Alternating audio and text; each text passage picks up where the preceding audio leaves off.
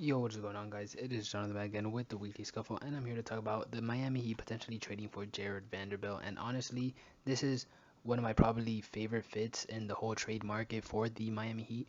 And I think it's not super likely to happen simply based on Danny Ainge being the Jazz GM and his ongoing beef with Pat Riley, which also includes, funnily enough, Kelly Olynyk, who's on the Jazz.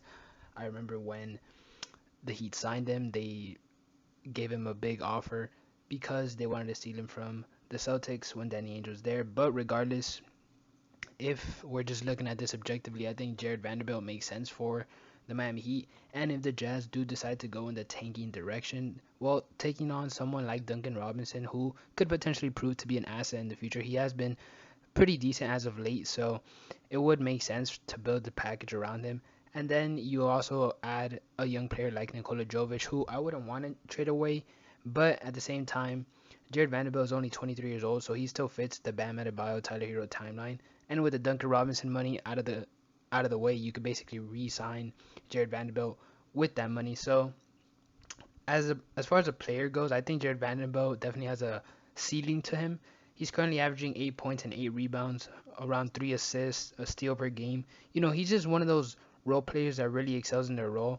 And as a 6'8" power forward, he would be the perfect fit for the Miami Heat because that's really what we've been lacking for years now. He also plays defense. He has shown the ability to space the floor this year to a greater extent than years past. Honestly, it just makes sense for the Miami Heat, who are currently trying to win now, to trade for a player like Vanderbilt and potentially someone like Malik Beasley. You had a second round pick, and the deal makes a lot of sense, especially if the Jazz are looking to tank for Wembanyama or Scoot Henderson, or whoever it may be. But regardless, I think for the Heat, the question is right now, who are you going to trade for? Because as it stands, you're kind of in the middle of the pack. You're not really doing anything special.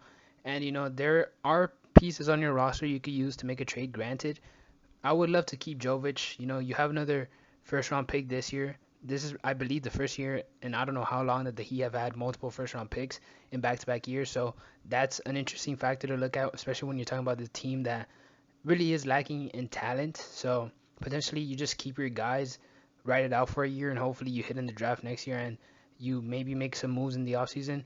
But with that being said, we'll see how all this plays out and see you next time. Peace.